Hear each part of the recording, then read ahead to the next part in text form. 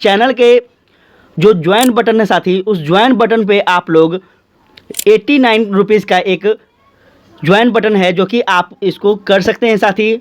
और आपको व्हाट्सएप पे यह पीडीएफ पूरा कंप्लीट बुक का आपको मिल जाएगा, ठीक है।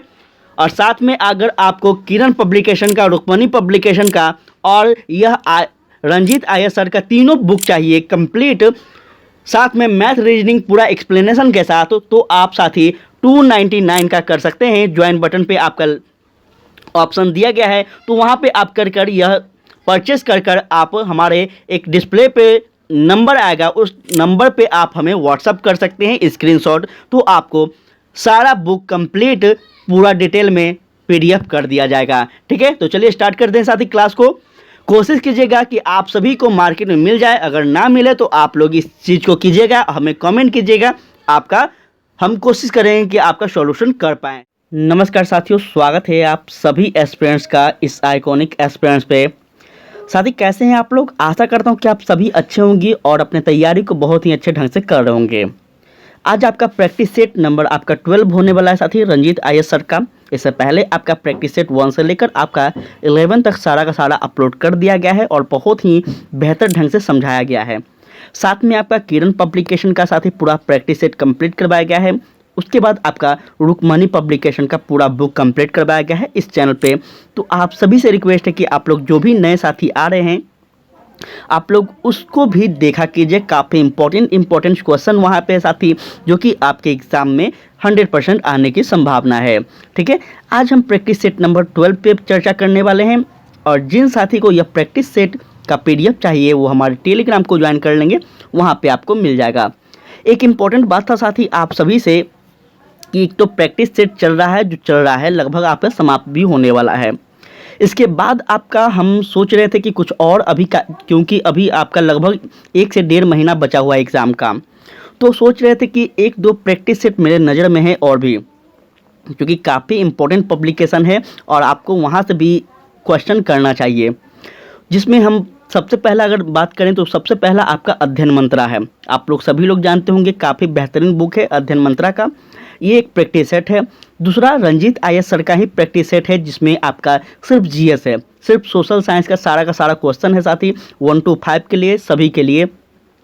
उसके बाद एक है आपका यूनिक पब्लिकेशन का। तो ये 3 ऑप्शन हम आपको दे रहे हैं साथी। तीनों में से आप लोग कमेंट कर बताइएगा कि कौन सा बेहतर है, उसी को हम लाएंगे, ठीक है। पहला आपका अध्ययन मंत्रा, दूसरा आपका रंजीत आयस सर का, यह आपका सोशल साइंस का जिसमें 80 क्वेश्चन है सिर्फ जीएस का। उसके बाद आपका यूनिक पब्लिकेशन का प्रैक्टिस सेट। ये तीनों प्रैक्टिस सेट ही हैं, तो आप लोग ज़रूर से बताइएगा कि कौन इसके बाद चलाना है इस चैनल पर। हम उसी को चलाएंगे आपके डिमांड के अनुसार। सबसे ज़्यादा जिस पब्लिकेशन के बारे में अगर कमेंट आएगा साथी, हम उसी पब्लिकेशन को चलाएंगे इसके बाद। तो आप लोग से रिक्वेस्ट है कि आप लोग कमेंट जरूर कीजिएगा, क्योंकि हम आपके बेहतरीन के लिए हमेशा सोचते रहते हैं। चलिए स्टार्ट करते हैं आज का प्रैक्टिस सेट नंबर हम 12। तो सबसे पहला यहाँ पे ध्यान दीजिएगा साथी, प्रश्न है, और आपको पता होगा कि हम बार बार बोलते हैं कि आप भी मेरे साथ साथ क्वेश्चन का आंसर कमेंट बॉक्स में लगाते चलिएगा, ताकि आपका जितना भी तैयारी है यह आपको पता चल सके कि आप कितना बेहतर तैयारी कर रहे हैं। अब आपको पता होना चाहिए कि आपका जो तैयारी है वो साथी वो डबल ट्रिपल करना होगा, तभी आपका सिलेक्शन होगा, नहीं तो फिर दिक्कत हो जाएगा। और कब यह फिर से आपको यह अवसर कब मिलेगा बिहार में, यह कोई नहीं जानता है। तो थोड़ा सा तैयारी को आप गति दीजिए। चलिए, कह रहा है आपका बिहार राज्य के जेपी आंदोलन या संपूर्ण क्रांति से संबंधित कौन सा कथन असत्य है। सबसे पहले तो हम बात करना चाहेंगे यहाँ पे आप ऑप्शन देख लीजिए, उसके बाद हम बात करेंगे जेपी आंदोलन क्या था, संपूर्ण क्रांति क्या था, सब कुछ बात करेंगे। तो यहाँ पे आप लोग देख लीजिए, यहाँ ऑप्शन आपके सामने दिया गया है। अब आप लोग बताइए कि इसका राइट आंसर क्या होगा। साथ ही इसका जो राइट आंसर हो जाएगा वो क्या होगा, तो आपका ऑप्शन नंबर डी होगा। इस आंदोलन को कांग्रेस का समर्थन क्या था, तो इस आंदोलन को कांग्रेस का समर्थन प्राप्त था। अब हम बात करेंगे साथी कि यह जो जेपी आंदोलन था यह किनके नेतृत्व में हुआ था, तो आप सभी को पता होगा साथी, लोह पुरुष जिनको कहते हैं, लोक नायक जिसको कहते हैं, वह कौन थे, तो जयप्रकाश नारायण, ठीक है। इनके नेतृत्व में चलाया गया था यह आंदोलन, जो कि काफ़ी एक शक्तिशाली आंदोलन था और बिहार के इतिहास में साथी सबसे परिवर्तनशील आंदोलन यह था। तो यह इंपॉर्टेंट है, इस चीज़ को याद रखिएगा। और इस आंदोलन में सबसे अगर बात की जाए कि सबसे ज़्यादा किस श्रेणी के लोग इसमें थे? तो सबसे ज़्यादा याद रखिएगा छात्रों का इसमें सहभागी था। ठीक है, किसका था? छात्रों का। चलिए आगे हम बढ़ते हैं। तो नेक्स्ट क्वेश्चन आपका कह रहा है यहाँ पे, शंकरपुर नामक जगह पर टेलकॉम या फिर हम कह ले स्टेटाइट सॉफ्टटोन खनिज पाया जाता है, वह बिहार के किस जिले में स्थित है? तो आप लोग प्रश्न का आंसर देते चलिए साथी, क्या हो जाएगा, आप लोग उत्तर को देते चलिएगा ताकि आपको कोई समस्या ना हो और आपको लगे कि आपका तैयारी एक बेहतर है। तो इसका राइट आंसर क्या हो जाएगा, जल्दी से बता दीजिए। साथ ही इसका हम बात करने वाले हैं कि इसका राइट आंसर आपका मुंगेर, ऑप्शन नंबर डी होगा। शंकरपुर नामक जो जगह है साथी, उस जगह पर टेलकॉम क्या है? तो टेलकॉम एक प्रकार का हम कह लें सेल खड़ी है जिसको हम सोप स्टोन कहते हैं। यह खनिज पाया जाता है जहाँ पे गया के मुंगेर जिला में स्थित है साथी। गया, नवादा तथा मुंगेर में सेलखड़ी प्राप्त होता है जो कि यह मैग्नीशियम सिलिकेट का है। ठीक है, तो इस प्रकार से आप लोग याद रखिएगा, मैग्नीशियम सिलिकेट का बना हुआ होता है, इसको आप लोग याद रखिएगा। मैग्नीशियम सिलिकेट हम बोले हैं, इसको आप लोग याद रखेंगे, काफ़ी इंपॉर्टेंट है। चलिए आगे हम बढ़ते हैं। तो आगे नेक्स्ट क्वेश्चन आपका कहता है यहाँ पे, बिहार सरकार का हर साल 23 अप्रैल को विजय दिवस के रूप में महान शहीद को श्रद्धांजलि अर्पित करने के लिए मनाई जाती है, वह कौन है साथी? यह कौन व्यक्ति हैं जिनके रूप में हम बिहार में विजय दिवस के रूप में मनाते हैं? आपके सामने क्वेश्चन है, वीर कुंवर सिंह ऑप्शन है साथी, लोकनायक जयप्रकाश हैं, शेरशाह सूरी या फिर कृष्ण सिंह हैं। इसमें से कौन हो जाएंगे वह महान व्यक्ति जिनके याद में हम लोग विजय दिवस के रूप में मनाते हैं? तो यह आपका होगा साथी कौन? तो वीर कुंवर सिंह। आपको पता होना चाहिए वीर कुंवर सिंह के बारे में साथी कि बिहार सरकार हर साल 23 अप्रैल को विजय दिवस के रूप में वीर कुंवर सिंह को श्रद्धांजलि अर्पित करती है। और यह कुंवर सिंह का जो योगदान है यह आपसे परिचित होंगे आप लोग, उम्मीद करते हैं कि आपको यह बताना ना पड़ेगा। चलिए आगे हम बात करें तो कहता है, बिहार में कॉपर झील बहुत बार बताया गया है, पंछी अभ्यारण्य कहाँ स्थित है? एक बार नहीं बहुत बार बताए हैं, चिल्ला चिल्ला कर बोले हैं। साथ ही जितने अभ्यारण्य हैं आप लोग याद कर लीजिए। तो इसमें आपसे पूछ रहा है कॉपर झील के बारे में, कहाँ है बताइए? बिहार के संदर्भ में है। और सबसे ज़्यादा हम अगर बात करें साथी तो इसका राइट आंसर क्या होगा? तो आपका सारण। ठीक है, सारण हो जाएगा, बिल्कुल सत्य है, इसको आप लोग याद रखिएगा सारण के बारे में। आगे हम बढ़ते हैं तो कह रहा है, नहरों द्वारा सबसे अधिक सिंचाई बिहार प्रदेश में किस क्षेत्र में होती है? पहले तो हम ये बताना चाहेंगे कि क्वेश्चन का जो लेवल है बहुत बेहतरीन है। थोड़ा सा भी यहाँ पे क्वेश्चन का जो कोई बोल देगा कि लेवल अप है तो बिल्कुल गलत बात है, क्वेश्चन बहुत ही बेहतरीन है। वैसे वैसे कुछ व्यक्ति होते हैं जो कि महान होते हैं, शायद उनके लिए ये शिक्षक भर्ती नहीं है तो कोई होंगे, लेकिन क्वेश्चन का लेवल बहुत बेहतरीन है। और इसका जो राइट आंसर होगा क्या होगा, जल्दी से बताइए पहले आप लोग। इसका राइट आंसर साथी आपका रोहतास हो जाएगा। ठीक है, नहरों द्वारा सबसे अधिक सिंचाई बिहार के किस प्रदेश में होते हैं? तो वह आपका रोहतास में होता है, जो कि आपको याद रखना होगा। कितना प्रतिशत होता है यह भी आपसे पूछ देगा, यह भी तो पूछ देगा, तो याद रखना है साथी कि आपका 86 पॉइंट कितना होता है साथी? तो 32% होता है। भोजपुर में कितना होता है? अब आपको भोजपुर भी याद रखना होगा क्योंकि यहाँ ऑप्शन दिया गया है। तो भोजपुर में साथी आपका 73.8%, औरंगाबाद में कितना है? 71.1%। तो इस प्रकार से सारे के सारे चीज़ को आप लोग याद रखिएगा, काफ़ी इंपॉर्टेंट है। हम बढ़े आगे तो यहाँ कहता है साथी कि जनगणना 2011 के अनुसार बिहार के सबसे कम जनसंख्या घनत्व वाले जिले में का सही क्रम कौन सा है? जल्दी से बताइए। यहाँ पे क्रम आप लोग क्रम के अनुसार सजाइए। देखिए बिहार के संदर्भ में आपको बहुत ही इंपॉर्टेंट क्लास है साथी यह आज का बिहार के संदर्भ में। और यकीन मानिए आपको कम से कम, अगर हम बात करें कम से कम, मेरा अनुभव है कि कम से कम 5 से 10 आपको सिर्फ बिहार के बारे में प्रश्न मिलेगा। ये 100% दावा के साथ कर रहे हैं, कहीं लिख लीजिए। नहीं मिले तो आप हमें कमेंट कीजिएगा, हम जो बोलिएगा सो। लेकिन साथ ही 5 से 5 तो कन्फर्म मिलेगा आपको। ठीक है, पूरे आपका 120 क्वेश्चन में 5 कम से कम आपको सिर्फ बिहार के संदर्भ में मिलेगा। अब क्या मिलेगा क्या नहीं मिलेगा ये अभी गारंटी नहीं है, लेकिन मिलेगा। तो इसका जो राइट आंसर है साथी वो क्या होगा? आपका कैमूर, जमुई, बांका, पश्चिम चंपारण जो है यह आपका क्या हो गया साथी? क्रम के अनुसार सजा दिया गया है। तो आप लोग इसको देख लीजिएगा। ठीक है, चलिए आगे हम बढ़ते हैं। तो आगे आपका नेक्स्ट क्वेश्चन कहता है, यहाँ पे ध्यान दीजिएगा। प्रश्न आपका नेक्स्ट है साथी, यहाँ पे बहुत इंपॉर्टेंट क्वेश्चन है, थोड़ा सा आप लोग यहाँ पे ध्यान दीजिएगा, थोड़ा क्लियर होने देंगे। कह रहा है, पावापुरी में स्थित कमल रूपी तालाब के बीच निर्मित जल मंदिर का संबंध किससे है? जल्दी से बता दीजिए। काफ़ी फेमस प्रश्न है और यह फेमस स्थान भी है। प्रश्न फेमस हो ना हो लेकिन स्थान बिल्कुल फेमस है। तो इसका राइट आंसर क्या होगा आप लोग बताएं। इसका राइट आंसर साथी हम बात करें तो यह आपका जैन धर्म होगा। याद रखिएगा पावापुरी में स्थित, आपको पता होना चाहिए कि साथी पावापुरी जो है यह क्या है, तो जैन तीर्थ स्थल है। आपको यह बात कई बार बताया गया है। तो यहाँ पे कमल रूपी तालाब के बीच निर्मित जल मंदिर का संबंध जैन धर्म से है साथी, जो कि पावापुरी में महावीर की क्या हुआ था साथी, तो निर्वाण हुआ था। कि क्या हुआ था, निर्वाण, जिसका मतलब होता है मृत्यु हुई थी और इस जगह पर इनका अंतिम संस्कार किया गया था। यहाँ पे कमल रूपी तालाब के बीच जल मंदिर का निर्माण किया गया है साथी, जो कि दिवाली के अवसर पर भारत के विभिन्न भागों में जैन धर्मावलंबी यहाँ आकर क्या करते हैं, तो धर्म संबंधित चर्चाएं करते हैं। देखिए काफ़ी इंपॉर्टेंट बात यहाँ पे हम आपको बताए हैं जो कि साथ ही आपको याद रखना होगा। नेक्स्ट हम अगर बात करें तो कहता है यूरोपीय शक्ति पहचानिए जिससे शिवाजी ने तोप और गोला बारूद प्राप्त किया था। प्रश्न का लेवल बेहतरीन है और वेरी इंपॉर्टेंट क्वेश्चन है। कैसे है साथ ही, यहाँ पे यूरोपीय शक्ति को पहचाने जिससे शिवाजी ने क्या किया था, तो तोप और गोले बारूद क्या किए थे, प्राप्त किए थे। तो इसका जो क्वेश्चन है साथी काफ़ी बेहतरीन है। जल्दी से इसका आंसर कर दीजिए।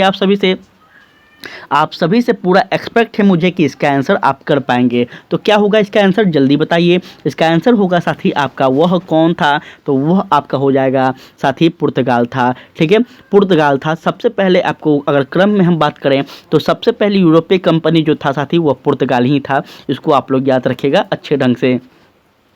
ठीक है, चलिए बढ़ते हैं हम आगे। तो नेक्स्ट क्वेश्चन यहाँ पे कह रहा है आपका, किस संधि के द्वारा शिवाजी ने किला मुगलों से सौंप दिया था। जल्दी से बता दीजिए साथी। इंपॉर्टेंट क्वेश्चन है बहुत ही। देखिए क्वेश्चन सच में इंपॉर्टेंट है इसलिए हम बोल रहे हैं। आप लोग सोच रहे होंगे कि सर बढ़ा चढ़ा के बोल रहे हैं, नहीं ऐसा नहीं है। क्वेश्चन लगता है जो कि इंपॉर्टेंट है तो सच में मेरा मुंह से निकल जाता है कि इंपॉर्टेंट है। तो कह रहा किस संधि के द्वारा, संधि बहुत इंपॉर्टेंट है, किस संधि के द्वारा शिवाजी ने मुगलों को सौंपा था क्या अपना किला। जल्दी से बताइए यह आंसर क्या होगा।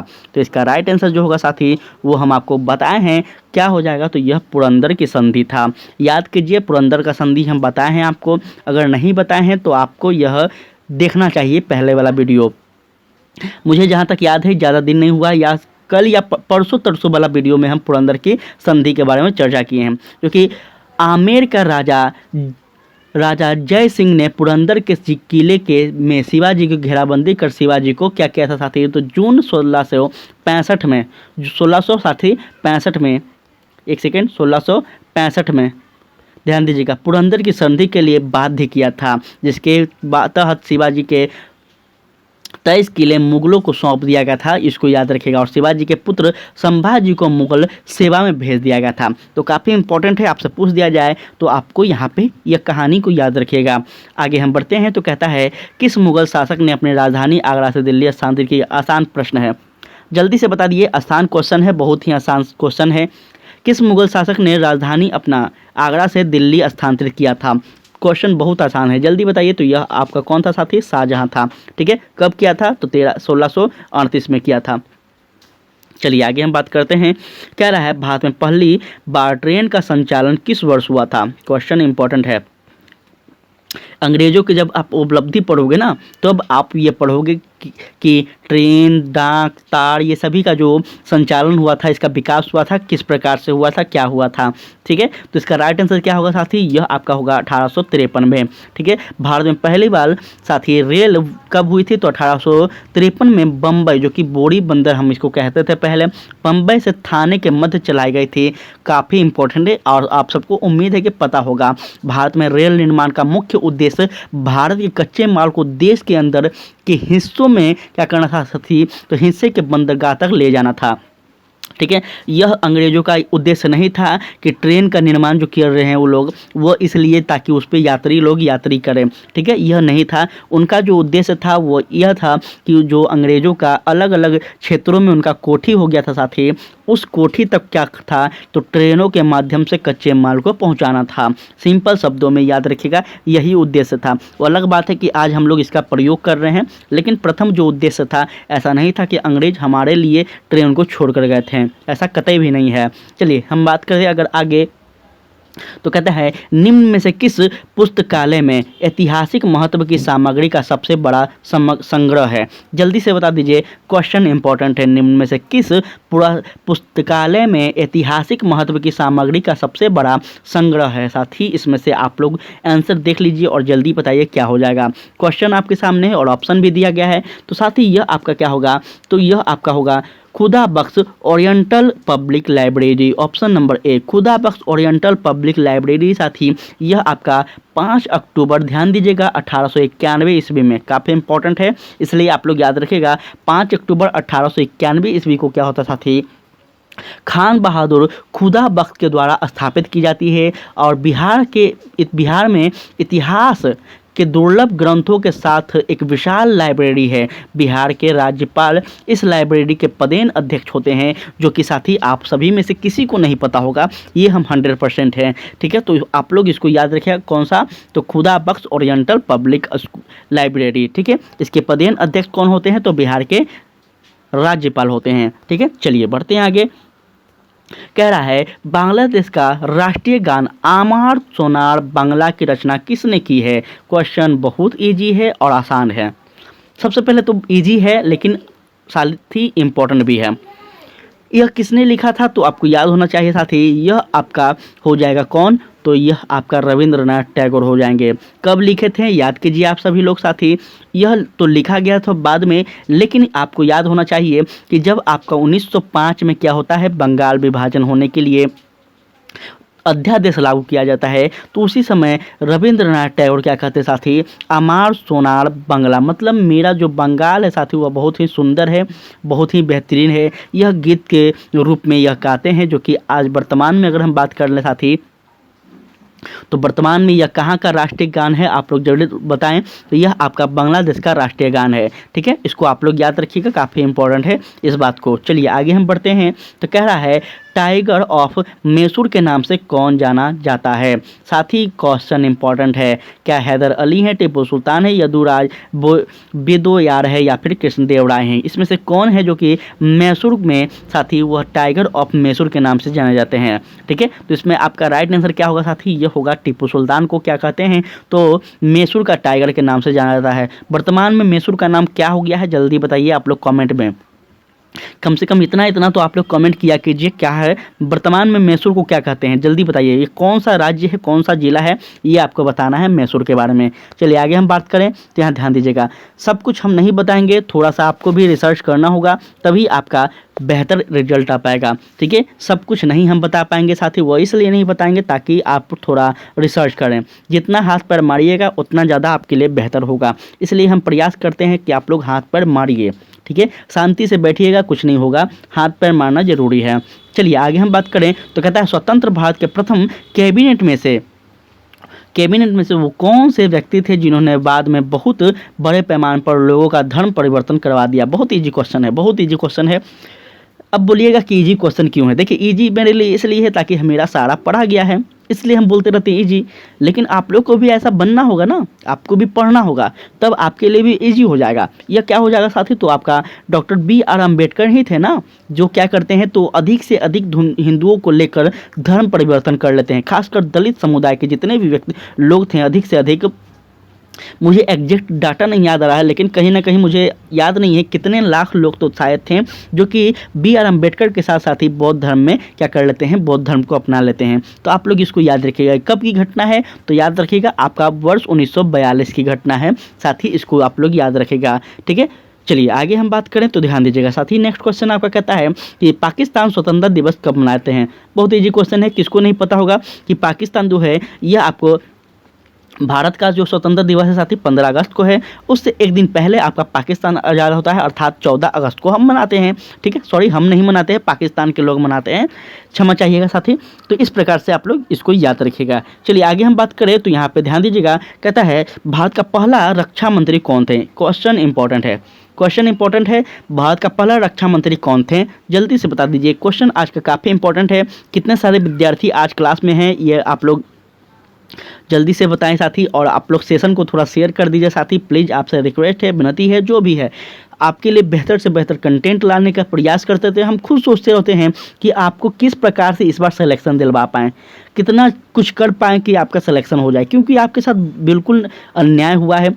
4-5 साल से आपको मतलब किसी का भी एज वहाँ रखा नहीं रहता है, एज तो भाग रहा है ना, तो कोई भी अब बच्चा नहीं रह गया है। समय परिवर्तन हो रहा है, साल परिवर्तन हो रहे हैं, हर कुछ परिवर्तन हो रहा है, लेकिन अभी तक वैकेंसी वहीं के वहीं पड़ा हुआ है साथी। तो इस प्रकार से थोड़ा सा हम भी इस बात को लेकर संवेदनशील हैं कि आपका इस बार सिलेक्शन होना चाहिए। लेकिन थोड़ा आपसे विनती है कि आप लोग परिवार बड़ा कीजिए। हम बार बार बोलते हैं, जितना परिवार आइकॉनिक एस्पिरेंट का बड़ा होगा साथी, उतना ज़्यादा बेहतर आपके लिए चीज़ होगा, उतना ज़्यादा आपका आवाज़ सरकार तक पहुँच पाएगा, हर चीज़ हो पाएगा। तो थोड़ा सा आप लोग बड़ा कीजिए साथी परिवार को, ताकि आपके लिए हर चीज़ हम अवेलेबल करवा पाएँ। ठीक है, तो इसका राइट आंसर आपका क्या होगा साथी? यह आपका हो जाएगा ऑप्शन नंबर सी। ठीक है, बलदेव सिंह। ठीक है, कौन थे साथी? बलदेव सिंह थे, इसको आप लोग याद रखेगा। अब आपसे पूछ देगा कि यहीं पे रक्षा मंत्री ना देकर आपसे क्या कहेगा कि भारत का पहला गृह मंत्री कौन थे? अब बताइए क्या होगा? तो गृह मंत्री साथी याद रखिएगा आपका सरदार पटेल थे। यहीं पे आपसे पूछ देगा रेल मंत्री कौन थे? तो साथी रेल मंत्री आपका जवाहरलाल नेहरू थे। यहीं आपसे पूछ देगा प्रधानमंत्री कौन थे? तो प्रधानमंत्री सब जानते होंगे, जवाहरलाल नेहरू ही थे। सॉरी, रेल मंत्री साथी याद रखिएगा, रेल मंत्री कौन थे? क्षमा चाहिएगा साथी, रेल मंत्री आपका जॉन मथाई थे। ठीक है, क्षमा चाहेंगे साथी, भूल गए थे। तो रेल मंत्री कौन थे? John Mathai, John Mathai, John Mathai, इसको याद रखिएगा, रेल मंत्री थे पहले भारत के। ठीक है, तो ये सभी चीज़ आप लोग याद रखेंगे। उसके बाद आपसे वित्त मंत्री पूछ दे, जितना इंपॉर्टेंट मंत्रिमंडल है हम आपको बता रहे हैं, तो ये आप लोग याद रखेंगे कि केशन गुप्त सेठी थे। केशन गुप्त सेठी थे साथी, जो कि क्या थे? तो पहले भारत के वित्त मंत्री थे। चलिए बढ़ते हैं आगे, सारा कुछ आप लोग याद रखिएगा साथी, आपके लिए इंपॉर्टेंट है। भारत का पहला कमांडर इन चीफ कौन था? बहुत बार बताया गया है, बहुत बार बताया गया है, जल्दी बता दीजिए। इसमें कमांडर इन चीफ पहला कौन थे भारत के? यह आपका कौन हो जाएंगे इसमें? जल्दी बताइए। तो इसका राइट आंसर होगा साथी आपका जनरल KM करियप्पा। बहुत बार बताया गया है, एक बार नहीं बहुत बार बताया गया है इनके बारे में। तो साथी इनको आप लोग याद रखिएगा कौन थे? तो याद रखिएगा जनरल KM करियप्पा जो थे साथी, यह क्या थे? तो पहला कमांडर इन चीफ थे। ठीक है, इसको आप लोग याद रखिएगा। चलिए उसके बाद हम बढ़ते हैं आगे, तो यहाँ ध्यान दीजिएगा, कह रहा है आपका जलियांवाला बाग हत्याकांड के लिए कौन ब्रिटिश जनरल जिम्मेदार था? क्वेश्चन अब बताइए, हम इसको इजी नहीं बोले तो क्या हार्ड बोलते हैं? कितना बार हम चिल्ला चिल्ला कर बोले हैं कि यह जनरल डायर जो है, यही वो गद्दार था, कायर था, जिसने बिना ऑर्डर दिए, बिना वार्निंग दिए कह साथी सारे बूढ़े बच्चे महिलाओं पर निहत्थे गोलियां चलाता है। वह दिन क्या था साथी? बैसाखी का दिन था, 13 अप्रैल वर्ष 1919 को। यह वही कायर था जिसने डर कर क्या किया था? तो सभी को निहत्थे व्यक्तियों पर गोलियां का बौछार करता है। तो क्या इस व्यक्ति को भूलना चाहिए? बिल्कुल भी नहीं भूलना चाहिए, हर भारतीय को नहीं भूलना चाहिए, चाहे वो अब कोई भी हो, भारतीय हैं तो इस कायर को मत भूलिए। हम बात करें आगे तो ध्यान दीजिएगा, कहता है वर्ष 1916 में महात्मा गांधी ने डैश की यात्रा दमनकारी खेती प्रणाली के विरोध में किसानों के संघर्ष से प्रेरित होकर की थी। कहाँ का है साथी? आपके सामने है चंपारण, दांडी मार्च और आपका साबरमती या फिर चौरा चौड़ी। तो यहाँ पे आप तो इतना स्मार्ट तो हो ही गए होंगे, इतना दिन क्लास कर रहे हैं कि क्या बोल रहा है? वर्ष 1916 में महात्मा गांधी ने डैश की यात्रा दमनकारी खेती प्रणाली, यहाँ पे शब्द को पकड़िए, क्वेश्चन आपको ऐसा ही पकड़ना है तब आप सही कर पाइएगा। खेती प्रणाली के विरुद्ध में किसानों के संघर्ष को प्रेरित किया था। तो क्या यह दांडी मार्च किसानों के लिए था? साबरमती किसानों के लिए था? जल्दी बताइए। चौरा चौड़ी कांड किसानों के लिए था? कौन सा इसमें से सही होगा? जल्दी बताइए। साथ ही इसका राइट आंसर क्या होगा? तो चंपारण था किसानों के लिए। यह बात आपको पता होगा, ठीक है? क्या था? चंपारण था। अब आप बोलिएगा कि चंपारण सर 1917 में ना हुआ है? हाँ बिल्कुल 1917 में हुआ, लेकिन वर्ष 1916 में साथी महात्मा गांधी ने दमनकारी नीति नील खेती के विरुद्ध में चंपारण की यात्रा की थी। ठीक है, पूर्ण रूप से यहाँ पे हुआ था वर्ष 1917 में ही, लेकिन यात्रा की यहाँ पे बात की जा रही साथी, तो इस प्रकार से आप लोग समझिएगा। ठीक है, चलिए बढ़ते हैं आगे, तो यहाँ ध्यान दीजिएगा। क्वेश्चन कहता है इनमें से कौन सा देश एशिया की 5 सबसे बड़ी अर्थव्यवस्था में नहीं है? देखिए सबसे पहले तो आपको बताना चाहेंगे साथी इसके बारे में हम अच्छे ढंग से, एशिया की 5 सबसे बड़ी अर्थव्यवस्था में नहीं है, आपसे पूछ रहा है, तो इसका जो राइट आंसर होगा क्या होगा? इसका राइट आंसर हम अगर बात करें साथी तो वह श्रीलंका हो जाएगा। ठीक है, इसको आप लोग याद रखिएगा, श्रीलंका के बारे में याद रखिएगा, जो कि एशिया की तो है पार्ट, लेकिन यह 5 अर्थव्यवस्थाओं के अंतर्गत नहीं है, यह बाहर है। ठीक है, चलिए हम बात करें अगर आगे, तो यहाँ ध्यान दीजिएगा, कहता है इनमें से किस देश को छोड़कर बाकी सभी देशों के लोग वर्ष 1986 के चेर्नोबिल न्यूक्लियर आपदा के पश्चात पूर्णवास करना पड़ा था। क्वेश्चन इंपॉर्टेंट है, वो इसलिए इंपॉर्टेंट है क्योंकि ये क्वेश्चन आप लोग पहली बार देख रहे होंगे, पहली बार सुन रहे होंगे, इसलिए आपके लिए इंपॉर्टेंट है और लेवल का प्रश्न है। क्या होगा यहाँ पे हमें आपका ऑप्शन भी दिखा देते हैं ताकि आपको कोई समस्या ना हो। साथ ही ऑप्शन यहाँ है कजाकिस्तान है, रूस है, यूक्रेन है और बेलारूस है। क्या हो जाएगा? जल्दी से इसका आंसर कर दीजिए। आप सभी लोग स्मार्ट लोग हैं, आप लोग बेहतरीन स्टूडेंट हैं, तो जल्दी बताइए इसका आंसर क्या होगा। हम बात करें अगर इसका आंसर साथी तो यह आपका कजाकिस्तान होगा। ठीक है, कजाकिस्तान को छोड़कर बाकी सभी देश के लोग वर्ष 1986 में क्या किए थे, तो चेर्नोबिल न्यूक्लियर आपदा के पश्चात पूर्णवास करना पड़ा था, जो कि आप लोग इसको याद रखिएगा। ठीक है, चलिए नेक्स्ट हम अगर बात करें तो कह रहा है आपका विश्व की सबसे लंबी भूमि सीमा किन 2 देशों के बीच है। साथ ही क्वेश्चन का जो लेवल है सच में बेहतरीन है। विश्व की सबसे लंबी जो भूमि है वह सीमा सबसे 2 देशों के बीच, सबसे लंबी भूमि सीमा किसके बीच है? आपका क्वेश्चन का ऑप्शन है ऑस्ट्रेलिया एवं न्यूजीलैंड, भारत, चीन, स्विट्जरलैंड, इटली और कनाडा, यूएस। इसमें से कौन सा होगा जल्दी बता दीजिए। क्वेश्चन आपके सामने है, ऑप्शन भी आप ही के सामने है। जो इसका आंसर होगा साथी वो होगा आपका कनाडा और यूएस। ठीक है, इसको आप लोग अच्छे से याद रखिएगा। विश्व की सबसे लंबी भूमि सीमा जो है यह आपको कनाडा के पास है साथी, जो कि आपको यूएस के स्थान पर मिलता है। इसको आप लोग अच्छे से याद रखिएगा, एक फैक्ट के रूप में भी आप इसको याद रख सकते हैं। नेक्स्ट हम बात करें तो कहता है लूना नदी किस देश से होकर गुजरती है। लूना नदी जो है साथी यह किस देश से होकर गुजरती है, तो बहुत ही बेहतर प्रश्न है और इसका राइट आंसर जो होगा वो आपका हो जाएगा साथी क्या, तो ऑप्शन नंबर सी, रूस। ठीक है, लूना नदी जो है साथी रूस देश से होकर गुजरती है, जिसकी अगर हम लंबाई पे भी चर्चा करना चाहेंगे तो साथी इसका 4472 है। ठीक है, 4472 क्या है साथी, तो किलोमीटर है, जो कि लूना नदी की लंबाई की हम चर्चा किए हैं। नेक्स्ट क्वेश्चन कहता है बृहस्पति का द्रव्यमान है लगभग। देखिए अब इस पे तो हमको बोलना पड़ेगा, इजी क्वेश्चन है वो, इसलिए देखिए हम दावा इसलिए करते हैं जो कि हम बताए हुए रहते हैं, तो मेरा फर्ज है दावा करने का। यह चीज़ हम पढ़ाए हुए हैं आपको कि साथी बृहस्पति का जो द्रव्यमान है वो लगभग कितना है, जल्दी बताएं कहाँ से कहाँ है। तो यह आपका हो जाएगा साथी क्या, तो सूर्य के द्रव्यमान का 1000वां भाग। बिल्कुल सत्य है, यह आप लोग याद रखिएगा। सूर्य के द्रव्यमान का 1000वां भाग साथी जो है यह आपका क्या होगा, तो बृहस्पति का द्रव्यमान है, याद रखेंगे। और यह सौरमंडल का सबसे बड़ा ग्रह है, यह भी आप लोग फैक्ट याद रखिएगा। किसके बारे में, तो बृहस्पति के बारे में। ठीक है, वायुमंडलीय हम बात करें अगर वायुमंडलीय दाब पृथ्वी के वायुमंडल दाब की तुलना में 1 करोड़ गुना अधिक है। यह तारा और ग्रह दोनों के गुणों से युक्त होता है। किसके बारे में चर्चा कर रहे हैं, तो सिर्फ हम बृहस्पति के बारे में चर्चा कर रहे हैं, इसको आप लोग याद रखिएगा। नेक्स्ट हम अगर बात करना चाहें साथी तो कहता है कि भारत के सबसे पुराने पहाड़ कौन से हैं। देखिए बहुत इंपॉर्टेंट क्वेश्चन है, इंपॉर्टेंट, बहुत ज़्यादा इंपॉर्टेंट है। अब आप बोलिएगा कि पुराना और नया क्या कर रहे हैं सर। देखिए जब आप ज्योग्राफी पढ़िएगा ना, खासकर आप भौतिक ज्योग्राफी, फिजिकल ज्योग्राफी जब आप पढ़ोगे तब आपको वहाँ पढ़ना होगा कि भारत का निर्माण कैसे हुआ, धरती का जो निर्माण हुआ कैसे हुआ, भारत का निर्माण कैसे हुआ। सबसे पहले भारत जो है यह आपका कौन सा भाग बनता है साथी, तो दक्षिणी भाग बनता है।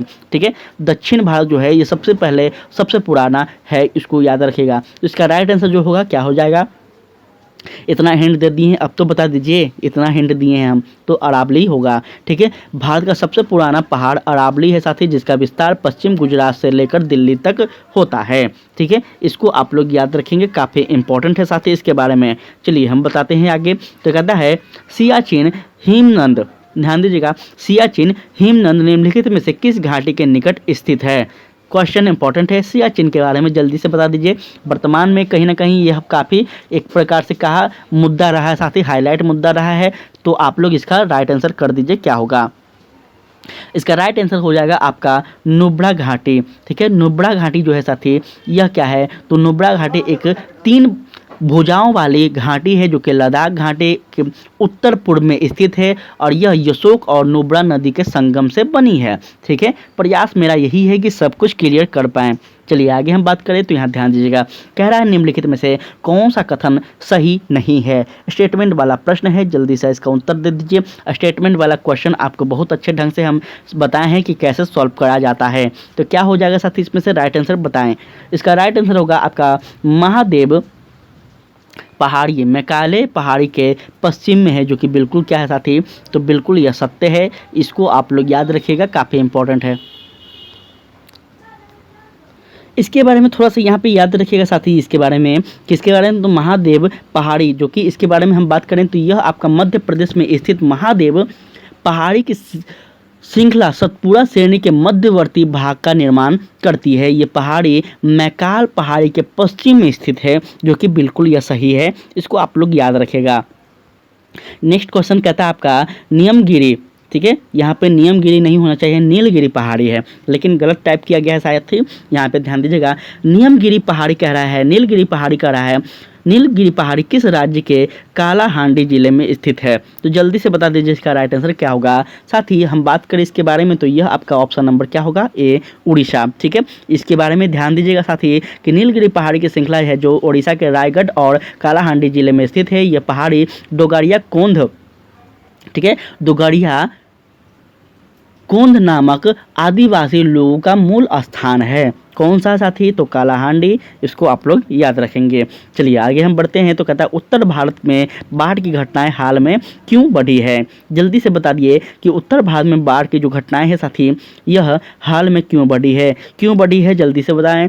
काफ़ी इंपॉर्टेंट प्रश्न है। तो यह आपका हो जाएगा साथी क्या, तो आवास क्षेत्र में वन कटाई में वृद्धि के कारण बढ़ी है। इसको आप लोग अच्छे से समझ रहे होंगे। चलिए आगे हम बात करें तो कहता है यदि देश का 20% या इससे अधिक क्षेत्र मानसून के मौसम में वर्षा की कमी से ग्रस्त हो जाता है तो उसे क्या कहते हैं, क्या बाढ़ वर्ष कहते हैं, सूखा वर्ष कहते हैं, या फिर आपका और भी ऑप्शन है, यहाँ देख लीजिएगा आप लोग। और भी क्या है साथी, यहाँ थोड़ा सा क्लियर होने दीजिए। और क्या है, तो आपका अकाल वर्ष या फिर आत्मनिर्भरता वर्ष कहते हैं। क्या कहेंगे इसमें, जल्दी बताइए। तो यह आपका हो जाएगा क्या साथी, यहाँ पे देख लीजिए इसका राइट आंसर क्या होगा। तो आपका इसको हम कहेंगे सूखा वर्ष। क्या कहेंगे, सूखा वर्ष। क्यों कहेंगे, समझिएगा, ध्यान दीजिएगा। भारतीय मौसम के अनुसार जब देश में 10% से अधिक क्या हो, 10% से अधिक भाग वर्षा की कमी से प्रभावित हो तो ऐसी स्थिति को हम सूखा वर्ष कहते हैं। इसको याद रखिएगा, ठीक है। चलिए आगे हम बात करें तो यहाँ ध्यान दीजिएगा। नेक्स्ट क्वेश्चन आपका यहाँ पे है, थोड़ा सा आप लोग यहाँ ध्यान दीजिएगा। प्रश्न कैसा लग रहा है आप लोग जरूर बताइएगा साथी, आपसे विनती है कि आप लोग जरूर बताएगा। और दूसरा इंपॉर्टेंट बात है कि जो हम शुरू में बताए हैं, आपको 3 ऑप्शन दिए हैं प्रैक्टिस सेट, वो आप लोग कमेंट में बताना नहीं भूलिएगा। नहीं बताइएगा तो मेरा कुछ नहीं जाएगा, हम यही क्लास आपको लेते रहेंगे कुछ कुछ, ठीक है। अगर बताइएगा तो हम नेक्स्ट कोई बेहतर पब्लिकेशन मार्केट में होगा वो भी आपको करवा देंगे, जो कि इसमें आप ही का फ़ायदा है। चलिए कहता है भारत में सैटेलाइट फ़ोन का इस्तेमाल करने वाला पहला राष्ट्रीय उद्यान कौन सा था। जल्दी बताइए, जल्दी बताइए, क्वेश्चन इंपॉर्टेंट है। भारत में सैटेलाइट फ़ोन का इस्तेमाल करने वाला पहला राष्ट्रीय उद्यान कौन सा है। तो आपके सामने इसका राइट आंसर क्या होगा साथी, जल्दी बताइए। इसका राइट आंसर होगा आपका option number B, Kaziranga national park, जो कि असम में है। बहुत बार बताया गया है इसके बारे में। Kaziranga national park satellite phone का उपयोग करने वाला देश का पहला राष्ट्रीय उद्यान बन गया है साथी, इसको आप लोग अच्छे से याद रखेगा। नेक्स्ट हम अगर बात करें तो कहता है गिर वन किसके लिए प्रसिद्ध है। गिर वन जो है किसके लिए प्रसिद्ध है, जल्दी जल्दी आप लोग आंसर कर दीजिए, जल्दी जल्दी थोड़ा स्पीड में कीजिए आप लोग कि गिर वन जो है साथी यह किसके लिए प्रसिद्ध है। तो यह आपका होगा साथी सिंह अभ्यारण्य के लिए, ठीक है। गिर वन एशियाई सिंह के लिए प्रसिद्ध है और यह गुजरात राज्य में स्थित है। इसको आप लोग याद रखेगा, ठीक है। इसकी स्थापना कब हुई थी, वर्ष 1975 में हुई थी। कोई भी डाउट नहीं रहना चाहिए, यही आइकॉनिक एस्पिरेंट का अपना उद्देश्य होता है। गंग नहर किस राज्य में को सिंचती है, गंग नहर किस राज्य को सिंचती है, जल्दी से बताइए, जल्दी से बताइए। यहाँ पे आपका उत्तर दिया गया है, उत्तर प्रदेश है, बिहार है, राजस्थान और पश्चिम बंगाल है। इसका राइट आंसर क्या होगा, जल्दी आप लोग कर दीजिए अपने विवेक के अनुसार। तो यह साथी आपका हो जाएगा कौन सा वह राज्य है, तो वह राज्य आपका होगा राजस्थान, ठीक है। इसको आप लोग याद रखिएगा। गंग नहर राजस्थान के बीकानेर में स्थित है, जो कि सतलज का एक भाग है, ठीक है। और इसका निर्माण कब हुआ था, तो वर्ष 1920 में हुआ था। कोई दिक्कत, किसी को कोई दिक्कत, हाँ या ना, जल्दी बताइए, कोई दिक्कत। चलिए आगे हम बढ़ते हैं। कहता है भारत में सिंचाई की सबसे लंबी नहर का नाम क्या है? भारत में सिंचाई की सबसे लंबी नहर, साथी गलती मत कीजिएगा, यहाँ पे बहुत आसान क्वेश्चन है और इसका जो राइट आंसर होगा वो आपका हो जाएगा कौन सा? तो यह भी आपका होगा साथी ऑप्शन नंबर सी, ठीक है, इंदिरा गांधी नहर। यह कहाँ है? तो यह भी आपका राजस्थान में होता है साथी, इसको आप लोग अच्छे से याद रखेंगे। राजस्थान में प्रवाहित होने वाला इंदिरा गांधी नहर है साथी, जो कि भारत के सिंचाई की सबसे लंबी नहर है, जो कि यह भी कहाँ है? तो यह भी सतलज नदी पे ही से निकलती है। कोई दिक्कत? चलिए आगे हम बात करते हैं। किस बाजार में फार्मों का मुक्त प्रवेश एवं निकास होता है? जल्दी से बता दीजिए, किस बाजार में फार्मों का मुक्त प्रवेश एवं निकास होता है? जल्दी इसका आंसर करते चलिए। आप सभी लोग से विनती है कि इसका आंसर लगाइए। तो यह आपका होगा साथ ही पूर्ण प्रतिस्पर्धा एवं अल्पाधिकार, ठीक है, पूर्ण प्रतिस्पर्धा एवं अल्पाधिकार जो है यह आपका राइट आंसर होगा। चलिए आगे हम बात करें तो यहाँ ध्यान दीजिएगा, कहता है IDBI का गठन कब हुआ था? IDBI गठन क्या हुआ था हम बात करेंगे इस पर भी। पहले इसका आंसर आप लोग लगाइए क्या होना चाहिए, अपने अनुसार लगाइए, गलत हो सही हो डोंट वरी, हम यहाँ पे हैं, आप लोग आंसर को लगाइए। इसका राइट आंसर होगा साथी आपका ऑप्शन नंबर ए। कहाँ? तो वर्ष आपका जुलाई वर्ष 1964 में होता है, ठीक है। IDBI जो होता है साथी क्या होता है? तो यह आपको याद रखना होगा इसका फुल फॉर्म कि industrial development bank of India, जो कि इसका फुल फॉर्म होता है। क्या होता है? तो industrial development bank of India. यह आपका वर्ष 1964 में इसकी स्थापना होती है साथी, जुलाई के महीने में। नेक्स्ट हम बात करें तो कहता है निम्नलिखित में से कौन सी शाखा निर्धारण एजेंसी क्रेडिट रेटिंग एजेंसी नहीं है? जल्दी से बता दीजिए इसमें से कौन सी वह एजेंसी है जो कि निर्धारण एजेंसी नहीं है? जल्दी जल्दी इसका आंसर कर दीजिए, काफ़ी इंपॉर्टेंट है। और इसका राइट आंसर क्या होगा साथी? तो ये आपका होगा कौन सा? तो IFCI। IFCI क्या है समझते हैं। IFCI को छोड़कर बाकी सभी जो इसमें है क्या है? तो आपका CRISIL और फिर आपका केयर है, फिर आपका ICRA है, जितने भी हैं यह शाखा क्या है साथी? निर्धारण एजेंसियाँ है। जबकि IFCI जो है यह भारतीय औद्योगिक आर्थिक कंपनी है, ठीक है। इसके बारे में हम बात करें ये क्या है? तो यह आपका भारतीय औद्योगिक आर्थिक कंपनी है, जो कि भारत सरकार का आर्थिक विकास का संस्था है, ठीक है। तो यहाँ पे आप लोग याद रखिएगा, राष्ट्रीय आय मापन में निम्न में से किस पद्धति का उपयोग नहीं किया जाता है? राष्ट्रीय आय मापन निम्न में से किस पद्धति का उपयोग नहीं किया जाता है? तो इसका राइट आंसर जो होगा वो आपका हो जाएगा साथी क्या? तो निवेश पद्धति। अब निवेश पद्धति क्या होते हैं चर्चा करना है इस पर भी आपका, क्योंकि यह इंपॉर्टेंट है। राष्ट्रीय आय की गणना 3 विधियों द्वारा की जाती है। सबसे पहला विधि इसमें मूल्य संवर्धन पद्धति आय पद्धति तथा तीसरा है आपका पहला है आपका मूल्य संवर्धन पद्धति, दूसरा है आपका आय पद्धति, तीसरा है व्यय पद्धति। 3 पद्धति हैं, इसको आप लोग याद रखिएगा। और निवेश पद्धति राष्ट्रीय आय की गणना से संबंधित नहीं है, ठीक है। तो उम्मीद करते हैं कि सारा कुछ क्लियर कर पाएंगे, ठीक है। चलिए आगे हम बात करते हैं तो कहता है स्वामी के स्वामित्व वाली इमारत का आरोपित सकल किराया निम्नलिखित में से किसका हिस्सा है? चलिए यहाँ पे आप लोग ऑप्शन भी देख लीजिए। इकोनॉमिक्स को थोड़ा आप लोग को बरियार करना होगा, इकोनॉमिक्स का लेवल बहुत ही ज़्यादा हार्ड नहीं होता है। अगर आप 10th 11th 12th का इकोनॉमिक्स पढ़ लोगे ना, माइक्रो इकोनॉमी है, मैक्रो इकोनॉमी है, ये पढ़ लोगे आपका क्लियर हो जाएगा। 11th क्लास का आपको इकोनॉमिक्स पढ़ना होता है साथी, ये आपको UPSC के लिए काफ़ी होता है। आपका तो बस शिक्षक भर्ती है, नॉर्मल आपको यहाँ पे प्रश्न पूछा जाएगा। तो अगर आप 11th क्लास का इकोनॉमिक्स को पढ़ लेंगे तो आपका काम खत्म हो जाएगा यहाँ पे। लेकिन यहाँ ध्यान दीजिएगा, इसका राइट आंसर जो होगा वह क्या होगा साथी? तो यह आपका होगा अंतिम खपत, ठीक है। अंतिम खपत जो है यह आपका राइट आंसर होगा। आरोपित सकल किराया वह किराया है राशि है जो घर का मालिक घर में रहने के लिए चुकाता है, इसलिए आरोपित सकल किराया अंतिम खपत की हिस्सा है। कोई दिक्कत? प्रयास हमारा है कि आपको समझ में आए। क्वेश्चन कहता है आपका कि मत पत्रों का सबसे पहले प्रयोग किया गया था कब? मत पत्र है, मत का पत्र आपको पता होगा साथी, तो कब किया गया था सबसे पहले इसका प्रयोग आप लोग बताएं। इसका सबसे पहले अगर हम बात करें साथी तो यह प्राचीन यूनान में किया गया था, जो कि आपको याद होना चाहिए। कब किया गया था?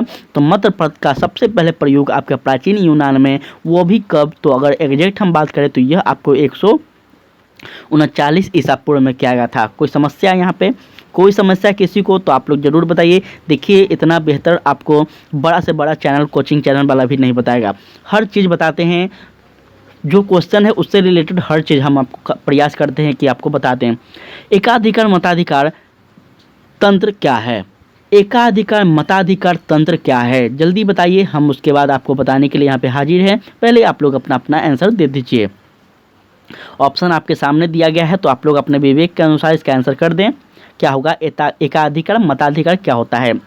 एकाधिकार मताधिकार साथी आपका ऑप्शन नंबर डी होगा। क्या? तो पंजीकृत वोटर एक वोट देता है तथा कुछ विशेष योग्यता वाले वोटर एक से अधिक वोट देते हैं। एकाधिकार का मतलब होता है एक अधिकार, ठीक है। तो यहाँ पे ध्यान दीजिएगा, एकाधिकार मतदान प्रणाली में पंजीकृत वोटर एक वोट देते हैं, कुछ विशेष योगदान वाले जो होते हैं साथी वह एक से अधिक वोट दे सकते हैं। यह प्रणाली आपको कब लागू किया गया था? तो वर्ष 1894 से आपका वर्ष 1919 के बीच यह लागू किया जाता है। इसके बीच में बेल्जियम में अपनाई गई थी। आपसे पूछ देगा कि एकाधिकार मत प्रणाली सबसे पहले किस देश के द्वारा अपनाई गई, तो साथी यह आपको भी याद रखना है यह कौन था? तो बेल्जियम था। समस्या आपका सारा का सारा हल हो गया होगा।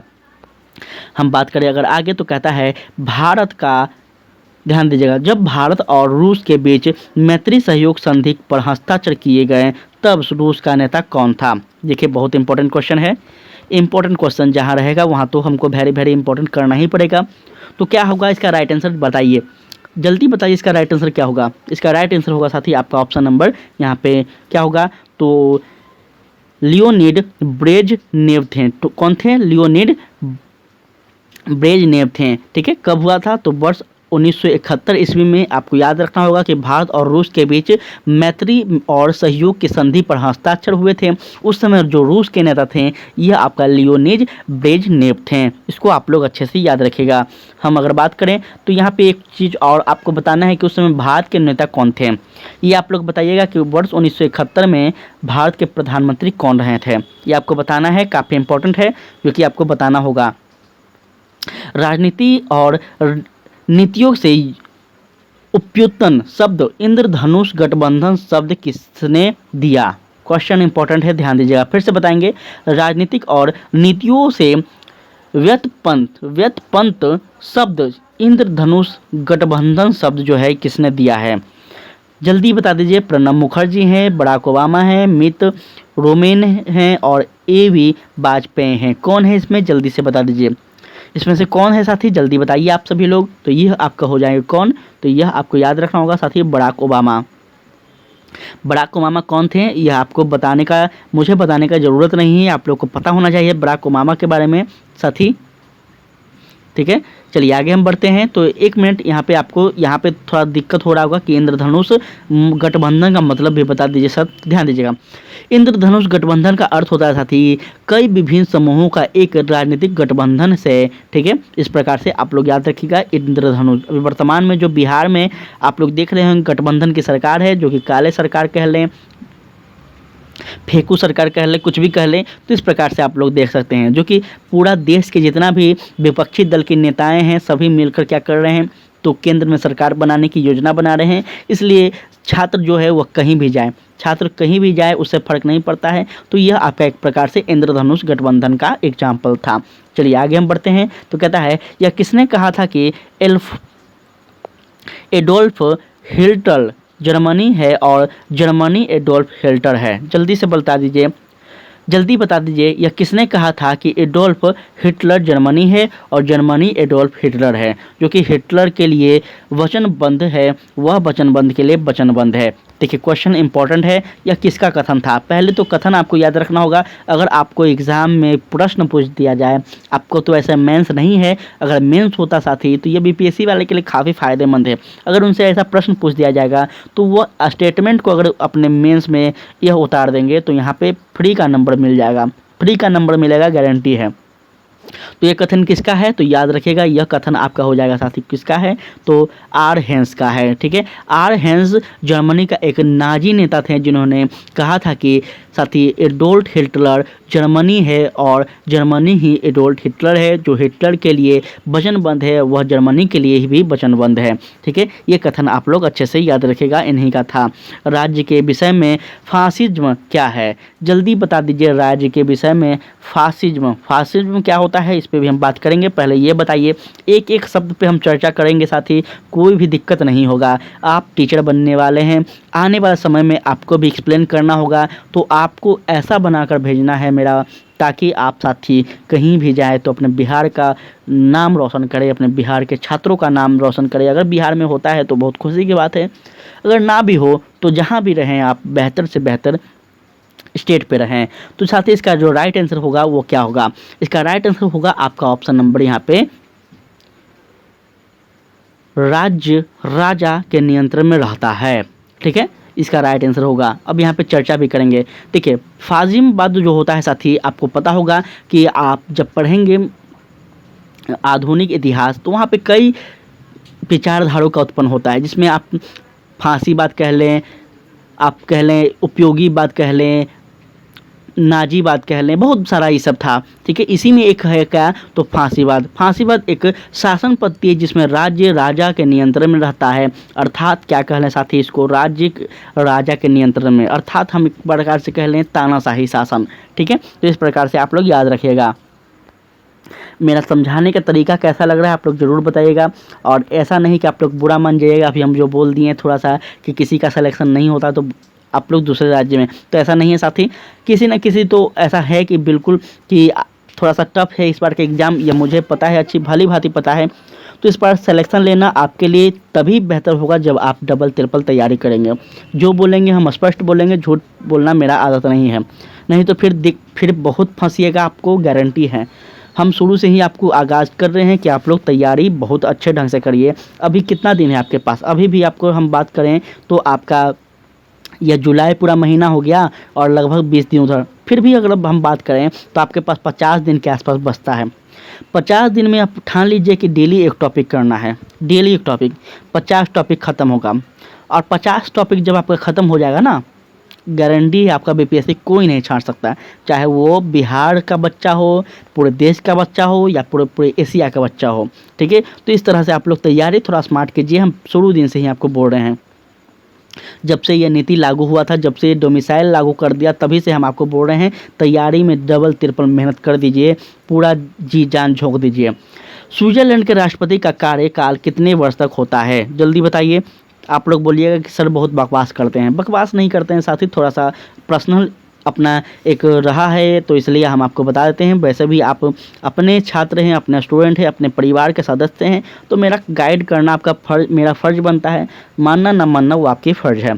ठीक है, चलिए इसका राइट आंसर जो होगा वो क्या होगा, तो जल्दी बता दें आप लोग, अपना अपना आंसर दे दीजिए। साथी स्विट्जरलैंड के राष्ट्रपति का जो कार्यकाल होता है बिल्कुल क्या होता है साथी, तो 1 वर्ष होता है, जो कि आपको याद रखना होगा। ठीक है, अगर हम बात करें तो कहता है स्विस संघीय सभा के दोनों सदनों को क्या कहते हैं? ध्यान दीजिएगा, काफ़ी इंपॉर्टेंट है। स्विस संघीय सभा के दोनों सदनों को हम क्या कहते हैं? तो इसको हम कहते हैं साथी आपका ऑप्शन नंबर सी, राष्ट्रीय परिषद और राज्य परिषद। ठीक है, स्विस संघीय सभा के 2 चैम्बर होते हैं, सदन होते हैं, या फिर चैम्बर एक ही बात है। इसको हम एक कहते हैं, एक सदन राष्ट्रीय परिषद होता है, नेशनल काउंसिलिंग इसको हम कहते हैं। दूसरा आपका साथी काउंसिलिंग ऑफ स्टेट होता है, जिसको हम क्या कहते हैं? तो आपका राज्य परिषद कहते हैं। ठीक है, चलिए बढ़ते हैं आगे। तो नेक्स्ट क्वेश्चन कहता है निम्नलिखित किस देश में संघीय न्यायालय के न्यायाधीश की नियुक्ति संघीय विधानमंडल के दोनों सदनों के द्वारा की जाती है? देखिए क्वेश्चन का बहुत ही बेहतर लेवल है। जिस साथी का अगर पॉलिटिकल साइंस जो होगा आपका ग्रेजुएशन में जो आपका ऑनर्स रहा होगा, वो सभी साथी इस आंसर को कर पा रहे होंगे। ये सभी आंसर का पॉलिटिकल साइंस सेकंड ईयर में, जहाँ तक मुझे याद है कि जहाँ सेकंड ईयर में आपको पढ़ना होता है पश्चिमी अथी के बारे में, पश्चिमी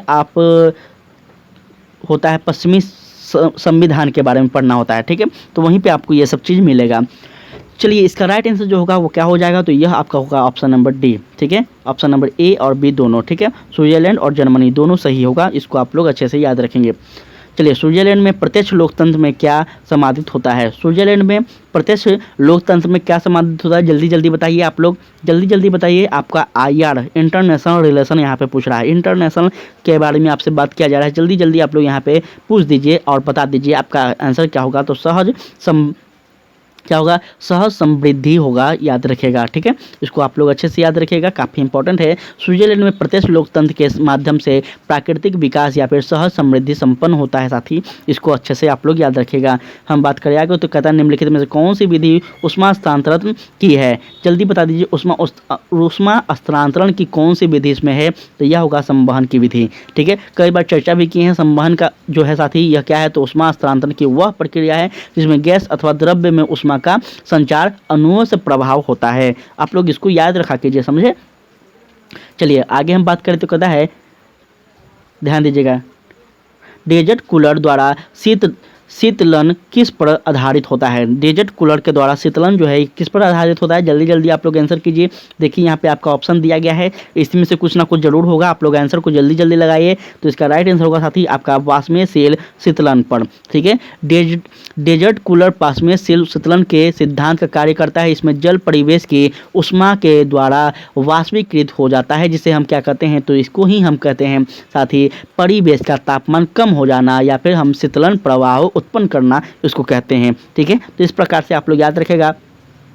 नेक्स्ट क्वेश्चन कहता है परावर्तित प्रकाश में ऊर्जा। परावर्तित प्रकाश में ऊर्जा क्या कारण है? आपके सामने यहाँ पे ऑप्शन दे दिया है, जल्दी बताइए। परावर्तित प्रकाश के कारण जो है साथी, इसमें ऊर्जा के जो कारण है वो क्या है? तो यह आपका हो जाएगा, आपका क्या है? तो आपतन कोण से बढ़ने के साथ बढ़ती है। आपतन कोण के बढ़ने के साथ क्या होती है? तो बढ़ती है, ठीक है। इसको आप लोग अच्छे से याद रखिएगा, काफ़ी इंपॉर्टेंट है। हम अगर इसमें बात करें तो याद रखेंगे, यह आपका जो इसके बारे में हम थोड़ा चर्चा भी करेंगे। तो यह आपका फ्रेंसलन के समीकरण के अनुसार आपतन कोण जितना अधिक होगा, परावर्तित प्रकाश की ऊर्जा उतना ही क्या होगी? तो अधिक होगी। किसके अनुसार? तो फ्रेंसलन के समीकरण के अनुसार। फ्रेंसलन कौन थे? तो एक साइंटिस्ट थे, एक वैज्ञानिक थे, इनके अनुसार यह बात की गई थी। इसको आप लोग याद रखेंगे। नेक्स्ट क्वेश्चन कहता है दलदले पानी के शुद्धिकरण के लिए निम्न में से किसका प्रयोग किया जाता है? क्या है? जल्दी जल्दी बताइए। साधारण नमक, पोटाशियम या फिर एल्युमिनियम या फिर बिजरक, क्या होगा इसमें? इसका राइट आंसर जल्दी से आप लोग कर दीजिए। इसका राइट आंसर होगा साथी आपका ऑप्शन नंबर बी, क्या होगा? तो पोटाश फिटकरी, ठीक है। पोटाश फिटकरी जो होगा इसका राइट आंसर होगा, इसको आप लोग याद रखिएगा। चलिए आगे हम बात करते हैं। आज का थोड़ा सा क्वेश्चन बहुत ही बेहतरीन है और क्लास भी आज का थोड़ा लंबा हो सकता है साथी, हो सकता नहीं है, मे भी हो जाएगा, क्योंकि मेरा पूरा एक्सप्लेन करने का आदत हो गया है। एक प्रकार से शॉर्ट में हम भागना नहीं चाहते हैं। कहता है दूध एक डैश है। दूध एक क्या है साथी? जल्दी बताइए। बहुत बार बताया गया है कि दूध जो है यह क्या है? तो यह एक प्रकार का साथी क्या है? पायस है। क्या है? पायस है। चलिए आगे हम बात करते हैं, तो यहाँ ध्यान दीजिएगा। कहता है निम्न में से कौन सी अधातु तरल अवस्था में अपरूपता प्रदर्शित करती है? जल्दी से बता दीजिए, वो कौन सा धातु है जो कि तरल अवस्था में अपरूपता प्रदर्शित करती है? इसका राइट आंसर होगा साथी आपका ऑप्शन नंबर बी, क्या होगा? तो सल्फर। ध्यान दीजिएगा, सल्फर ब्रोमीन के जलीय विलय में तथा सल्फर डाइऑक्साइड में, जो कि हम इसको क्या कहेंगे? इसका फॉर्मूला H2S होता है। इसकी बहुत बाद के फलस्वरूप सल्फर का आपका कोलाइड विलयन प्राप्त होता है, ठीक है। तो इस प्रकार से आप लोग याद रखेंगे, काफ़ी इंपॉर्टेंट है। नेक्स्ट हम अगर बात करें तो नेक्स्ट क्वेश्चन आपका कहता है निम्नलिखित ग्रंथि में से कौन सी ग्रंथि शरीर के तापमान को संतुलित का व नियमित करती है? देखिए बहुत बार बताया गया क्वेश्चन है, बहुत बार बताया गया क्वेश्चन है कि साथ ही हमारे शरीर को संतुलित और नियमित करने वाला जो हार्मोन्स है यह कौन है? तो यह आपका हाइपोथैलेमस है, ठीक है। हाइपोथैलेमस जो है साथी यह आपका इंपॉर्टेंट है, जो कि अग्र मस्तिष्क का भाग है, ठीक है। कहाँ का भाग है? तो अग्र मस्तिष्क का भाग है, जो कि तंत्रिका तंत्र के अंतर्गत आता है, ठीक है। तो आप लोग बायोलॉजी में डेप्थ आपको हम बता सकते हैं, लेकिन थोड़ा सा क्लास ज़्यादा बड़ा हो जा रहा है, इसलिए हम आगे बढ़ते हैं, ठीक है। टेंशन मत लीजिएगा, आपके लिए बहुत ही बेहतर ढंग से हम हर चीज़ बताएंगे, क्लास बड़ा हो या छोटा हो, लेकिन इतना कम से कम बता कर जाएंगे कि आपको कोई दिक्कत ना हो। निम्नलिखित में से कौन त्वचा परत की जल में साथी क्या है? जल में अवरोधन बनाता है, ठीक है। क्या बनाता है? अब भेद बनाता है। निम्नलिखित में से कौन त्वचा की परत को जल से अभेद बनाता है? अब अभेद क्या है? सब कुछ करेंगे यहाँ पे, ध्यान दीजिएगा। इसका जो राइट आंसर होगा साथी क्या होगा? जल्दी बताइए। तो यह आपका केरोटीन होगा। अब समझिएगा, केरोटीन एक तत्मुय प्रोटीन संरचना है जो कि उपकलता कोशिकाओं की क्षति होने के से बचाता है। ठीक है, तो इस प्रकार से आप लोग इसको याद रखिएगा। उसके बाद हम बात करें तो यहाँ ध्यान दीजिएगा, कहता है उत्तेजना, ध्यान से सुनिएगा, उत्तेजना के समय निम्नलिखित में से कौन सा हार्मोन अत्यधिक मात्रा में स्रावित होता है। साथ ही जल्दी से बता दीजिए, उत्तेजना के समय निम्नलिखित में से कौन सा हार्मोन सबसे ज़्यादा व्यक्ति के शरीर में स्रावित होते हैं। तो साथ ही यह आपका हो जाएगा कौन सा, तो याद रखना है एड्रेनालिक। ठीक है, एड्रेनालिन जो है साथी, यही हार्मोन्स क्या होता है सबसे ज़्यादा उस समय स्रावित होता है, जो कि स्पष्ट रूप में हम इसको बता दिए हैं, समझिएगा इसको। ठीक है, चलिए आगे हम बढ़ते हैं। तो नेक्स्ट क्वेश्चन कहता है निम्नलिखित में से मानव शरीर में उपस्थित सबसे छोटी ग्रंथि कौन सी है। मानव शरीर में सबसे छोटी और सबसे बड़ी ग्रंथि सब कुछ बताए हुए हैं, तो बताइए जल्दी इसमें कौन सा है। तो ये आपका पीयूष है। ठीक है, पीयूष जो है साथी, यह मेरे ख्याल से थोड़ा यहाँ पे कंफ्यूज हम हैं। पीयूष ग्रंथि आपका सबसे बड़ा ग्रंथि था, यहाँ पे सबसे छोटा ग्रंथि दिया गया है पीयूष ग्रंथि। थोड़ा इसको आप लोग गूगल कर लीजिएगा, ठीक है ना। अभी मुझे कंफर्म याद भी नहीं आ रहा है, लेकिन मुझे लग रहा है कि ये बड़ा है। ठीक है, जहाँ तक मुझे याद नहीं अच्छी तरह से आ रहा है, हम पहले ही बोल रहे हैं, तो एक बार आप लोग कंफर्म कर लीजिएगा ताकि आपको कोई समस्या ना हो। जहाँ पे कन्फ्यूजन हो वहाँ पे एक बार साथ ही हम अपना हाथ खड़ा कर देते हैं। ठीक है, तो इस प्रकार से आप लोग इसको देख लीजिएगा, ये आपके लिए छोड़ दिए हैं प्रश्न को। कहता है इसका प्रस्ताव मई में आया था, जिसमें अभी भारत को विभाजन मुक्त करने की आकांक्षाएं थी, जिसका ब्रिटिश प्रांतों से मिलकर एक संघीय राज्य का स्वरूप होता था। उपयुक्त उदाहरण का संबंध क्या है, जल्दी बताइए कि यह किसके पे आधारित था। यहाँ पे आप लोग बताइए, आपका यहाँ पे साइमन कमीशन है, गांधी इरविन पैक्ट है, क्रिप्स मिशन है या फिर कैबिनेट मिशन है, किसका है इसका राइट आंसर जल्दी से आप लोग कर दीजिए। यह आपका हो जाएगा ऑप्शन नंबर साथी क्या, तो यहाँ डी होगा, कैबिनेट मिशन। ठीक है, जो कैबिनेट मिशन कब आता है, बहुत बार बताए हैं 24 मार्च, ध्यान दीजिए 24 मार्च वर्ष 1946 में। ठीक है, यह कैबिनेट मिशन को दिल्ली में लाया गया था साथी, दिल्ली में होता है। इसके सदस्यों में अगर हम बात करें तो सर स्टेवर्ट क्रिप्स थे, लॉर्ड पैथिक लॉरेंस थे, ए.बी. अलेक्जेंडर थे। इनसे आपका याद रखना है, इनमें मई वर्ष 1946 को एक योजना प्रस्तुत की जाती है, जो कि आपको याद रखना होगा ये सारी के सारी चीज़ों के। ठीक है, भारत वर्ष में विभाजन के समय ब्रिटिश भारत के निम्नलिखित में से किस प्रांत के एक संयुक्त स्वतंत्र अस्तित्व के लिए आपका योजना सामने रखी गई थी, जल्दी बताइए वो कौन सा आपका प्रांत था। संयुक्त प्रांत की बात की जा रही है, तो साथ ही यह आपका पंजाब होगा। ठीक है, आपको याद रखना होगा कि पंजाब में साथ ही भारत के विभाजन के समय ब्रिटिश प्रांत के पंजाब प्रांत के लिए एक संयुक्त स्वतंत्र अस्तित्व के रूप में योजना सामने रखी गई थी, जो कि सरदार पटेल ने इसे मानने से इनकार कर दिया था और पूर्वी पंजाब, पटियाला तथा पहाड़ी राज्यों का एक अलग संघ पेप्सू बनाया गया था। ठीक है, ये सारे बात आप लोग याद रखेंगे, काफ़ी इंपॉर्टेंट है। नेक्स्ट हम अगर बात करें तो यहाँ पे ध्यान दीजिएगा, कहता है त्रिपुरा की देशी रियासत स्वतंत्रता आंदोलन की 20वीं सदी के आरंभ में शामिल हुई, क्यों हुई थी शामिल, जल्दी जल्दी बताइए। यहाँ पे आपके सामने क्वेश्चन भी है, ऑप्शन भी है, तो यहाँ पे क्या हो जाएगा, एक और ऑप्शन है यहाँ देख लीजिए, ताकि आपको कोई समस्या ना हो कि सर आपने 3 ही ऑप्शन को दिखाए हैं। एक ऑप्शन यहाँ पे और भी है, देख लीजिए क्या हो जाएगा। चलिए अब आप लोग यहाँ पे अपने अपने विवेक के अनुसार बता दीजिए कि इसका राइट आंसर क्या होगा। साथ ही इसका राइट आंसर क्या होगा, आप लोग जल्दी जल्दी अपने विवेक के अनुसार बताएं, जल्दी जल्दी बताएं। तो यह आपका होगा साथी ऑप्शन नंबर सी, राज्य की जनजातियां घोर रूप से स्वतंत्रता प्रेरित थी, इसलिए इसका राइट आंसर आपका ऑप्शन नंबर क्या हो गया, सी हो गया। चलिए आगे हम बढ़ते हैं, तो यहाँ ध्यान दीजिएगा। नेक्स्ट हम ध्यान दीजिएगा साथी, नेक्स्ट आपका क्वेश्चन कहता है निम्नलिखित में से किसने प्रसिद्ध चटगांव शस्त्र, यहाँ पे ध्यान दीजिएगा, कह रहा है ध्यान दीजिएगा, निम्नलिखित में से किसने प्रसिद्ध चटगांव शस्त्रागार ढाबे, बहुत बार बताए हैं चटगांव का जो शस्त्रागार ढाबे थे यह किसने आयोजित किया था, जल्दी बताइए। बहुत बार बताया गया है, बहुत बार बताया गया है, तो हमें नहीं लगता है कि इसका ऑप्शन आपको देना भी चाहिए था, लेकिन यहाँ ऑप्शन दिया गया है, तो आप लोग बता दें किसका आंसर क्या होगा। इसका आंसर जो होगा साथी वो आपका ऑप्शन नंबर सी होगा, सूर्य सेन। ठीक है, प्रसिद्ध चटगांव विद्रोह जो कि 18 अप्रैल वर्ष 1930 में होता है। ठीक है, इसको आप लोग याद रखेंगे, यह सूर्य सेन ने के नेतृत्व में होता साथी, इन्होंने इंडियन रिपब्लिक आर्मी की स्थापना भी की थी, तो ये सारे बात आप लोग याद रखिएगा। नेक्स्ट हम अगर बात करें, कहता है भारत के विभाजन को टालने का अंतिम अवसर समाप्त हो गया, यह कथन किसका था, जल्दी से बता दीजिए। भारत के विभाजन को टालने का अंतिम अवसर समाप्त हो गया था, यह जो है यह कथन क्या है, किसका है, कब का है, तो यह आपका होगा साथी क्या है, जल्दी बताएं। तो कैबिनेट मिशन को अस्वीकार करने के साथ ही हो गया था।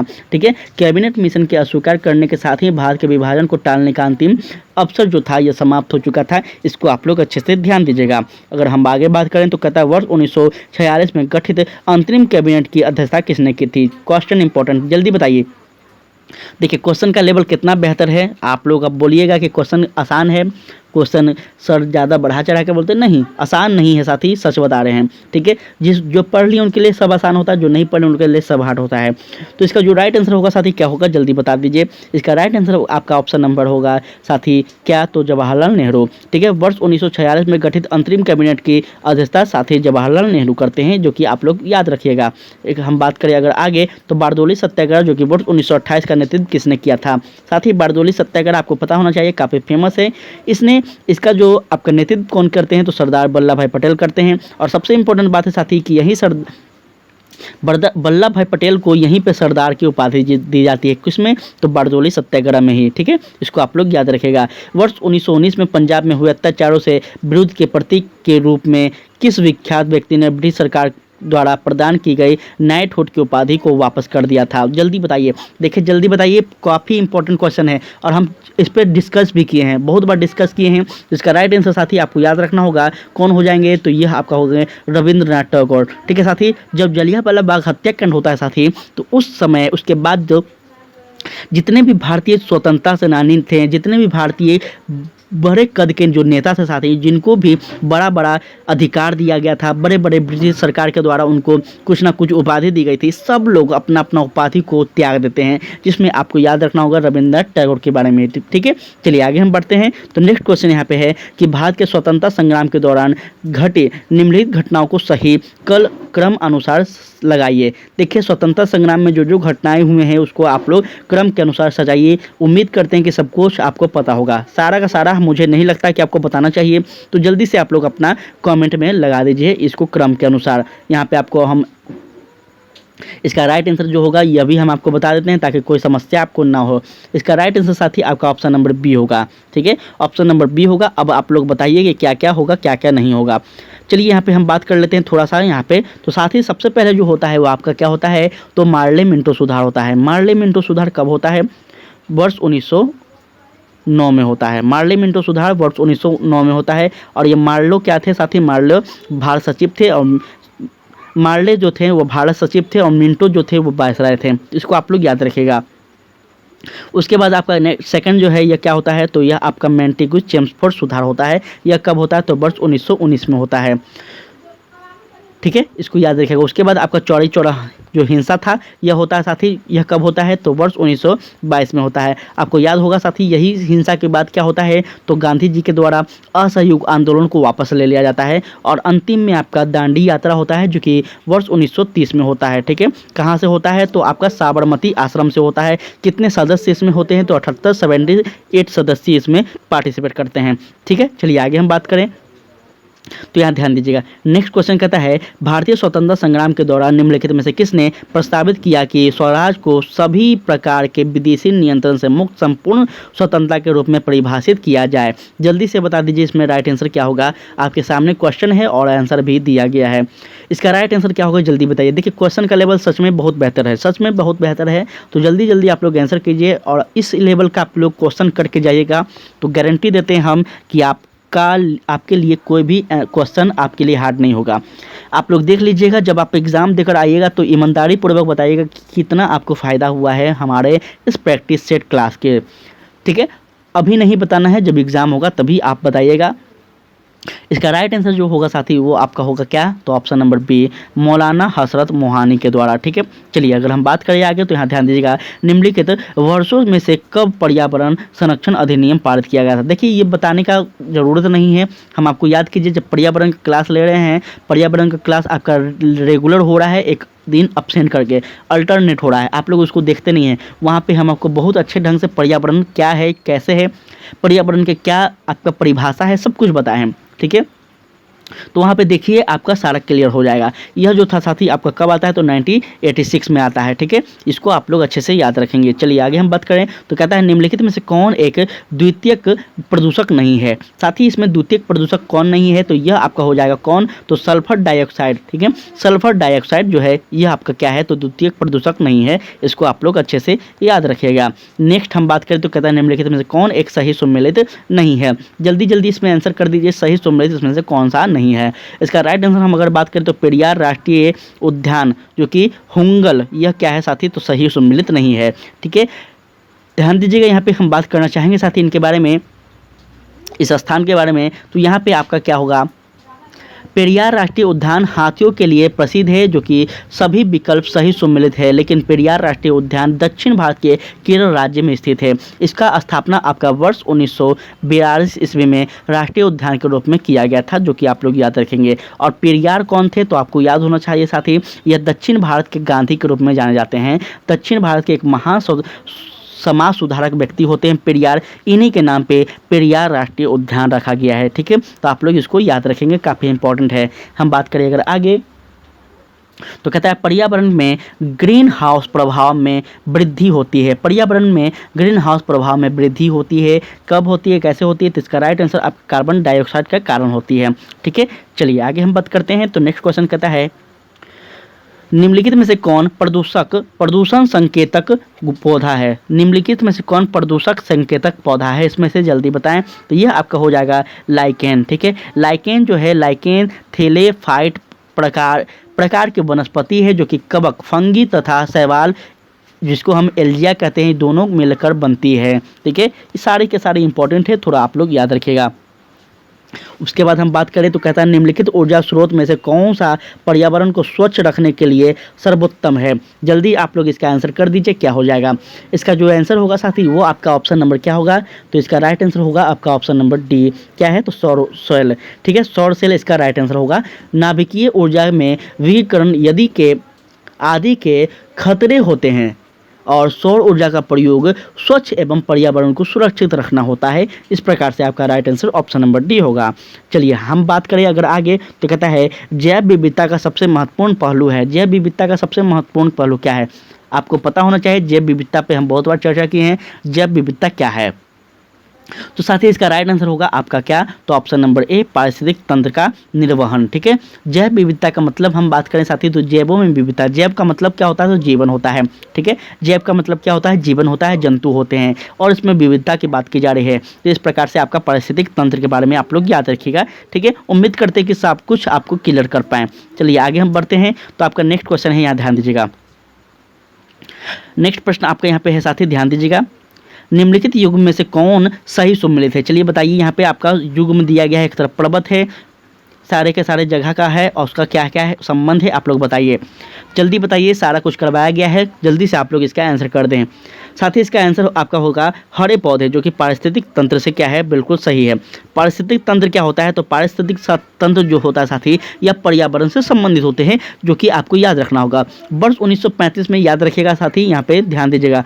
ऐसे हम बहुत बार बताएं, लेकिन यहाँ पे ध्यान दीजिएगा। वर्ष 1935 में एजी टांसेल द्वारा सर्वप्रथम प्रस्तावित की गई थी कि हरे पौधे को यदि पारिस्थितिक तंत्र का आधार कहा जाए तो इसमें कोई अतिशक्ति नहीं होगा। ठीक है, कब किया गया था, तो 1935 में। चलिए उसके बाद आपका नेक्स्ट क्वेश्चन कहता है कि भारत में जैव विविधता की दृष्टि से संतृप्त क्षेत्र निम्न में से कौन सा है। जल्दी से बता दीजिए, जैव विविधता की दृष्टि में संतृप्त जो क्षेत्र है साथी, कौन सा है। इसका राइट आंसर होगा आपका पश्चिमी घाट। देखिए हम आपको कई बार बताए हैं, आपका कई बार बताए हैं, एक बार नहीं, 2 बार, 3 बार, 10 बार, 5 बार, बहुत बार बताए हैं। कितना बार बताए हमको खुद याद नहीं है। कि साथ ही भारत के जो दक्षिणी भाग है, इसको 2 भागों में विभाजन किया गया है। एक आपका पश्चिमी घाट, एक आपका पूर्वी घाट। पश्चिमी घाट अलग अलग तटों से विभाजन है, जिसमें कोकण तट आता है, कारोमंडल तट आता है, बहुत सारे तट हैं।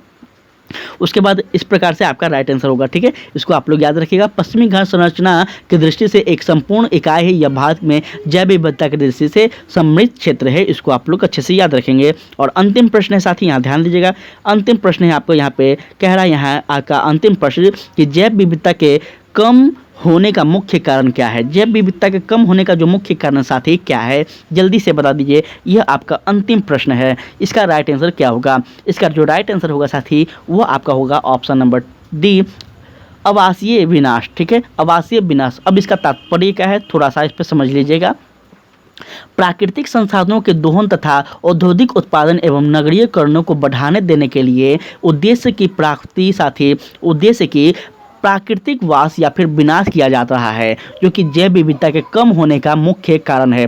देखिए, जब लोग अधिक से अधिक बढ़ रहे हैं, जनसंख्या अधिक से अधिक बढ़ रहा है, नगरों का विकास हो रहा है, तो क्या साथी पेड़ पौधे पर्यावरण समाप्त होंगे या नहीं होंगे? बिल्कुल होंगे। तो यही क्या है साथी, आपका जैव विविधता के कम होने का मुख्य कारण है, यह आपको याद रखना होगा। तो इस प्रकार से साथी आपका प्रैक्टिस सेट नंबर 12 समाप्त होता है। क्लास कैसा लगा आप लोग जरूर से बताएंगे साथी। अगर अच्छा लगा हो तो आपसे विनती कर रहे हैं, रिक्वेस्ट कर रहे हैं, निवेदन कर रहे हैं कि आप लोग सेशन को शेयर कीजिए। हम बार बार बोल रहे हैं, जितना ज़्यादा सेशन को शेयर करेंगे साथी, जितना शेयर कीजिएगा उतना हम आपके लिए बेहतर से बेहतर कंटेंट लाएंगे।